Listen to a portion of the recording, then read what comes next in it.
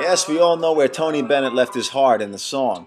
But to hear him talk this week in his hometown of Astoria, Queens, it seems like he really left it here. I've always known what I wanted to do. I always wanted to sing and paint, and that's the only thing that interested me. And then when you'd see this big city, you'd say, boy, someday, wouldn't it be great to become famous in that great city there? This little city makes New York City work. All the work is the doormen, the elevator operators, you know. And I still consider this the finest place to live.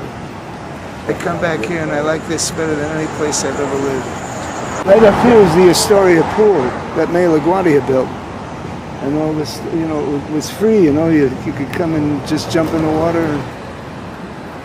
They would have this beautiful woman that would swim to the music of da da da da da da da da. Moonlight Serenade? Yeah, Moonlight Serenade. And they would swim, and everybody from Astoria would come in to see that. And there was a kid called Whitey Hart, who was the champ of the whole neighborhood, who used to dive off, fantastic swimmer. He used to dive off the 33-foot board, and we'd all cheer him on. He was our hero. He lives in Manhattan now, but he visits here regularly, and he gave me a bit of a tour on Wednesday of the places he roamed when he was young Anthony Benedetto, the son of an Italian immigrant grocer. This is the first job I ever had, Ricardo's, as a singing waiter.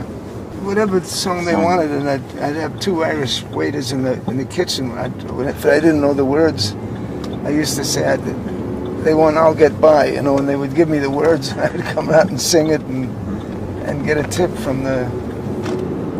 I used to love it, you know. I remember saying that if I never become famous, I'm going to do this the rest of my life. I didn't like working any job except singing. The big event when I was a child was Al Jolson played in the theater there. Wow. And everybody in the city went to see him. Tony was in Astoria to tour this sleek new building that in September will become the new home of the Frank Sinatra School of the Arts, which he and his wife Susan helped found and has been operating in nearby Long Island City since it opened in 2001. He was sort of kicking the tires on the new building, and he took plenty of pictures himself. Tony greeted construction workers and cleaners and painters putting on finishing touches. He even signed a hard hat. In one classroom, Tony looked out over Astoria toward the meager two-story house on 32nd Street where he grew up during the Great Depression. He was particularly excited about the new concert hall. I'm just thrilled with the way it was built. It has flawless acoustics. You have you could hear that in the back. This is going to be the best acoustics that you could ever have. I have the best sound man in the world that travels with me, you know.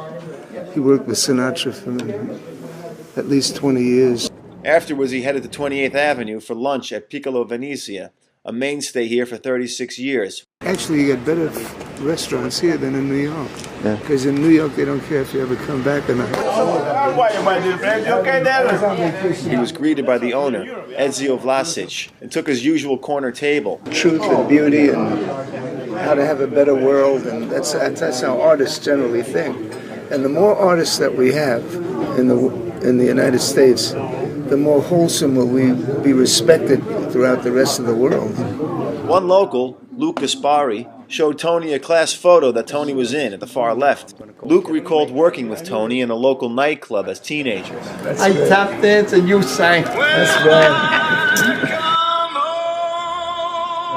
As I drive by right now, I really like it that there are no skyscrapers, you know, they're all sensible, functional apartments and homes. I really like it here.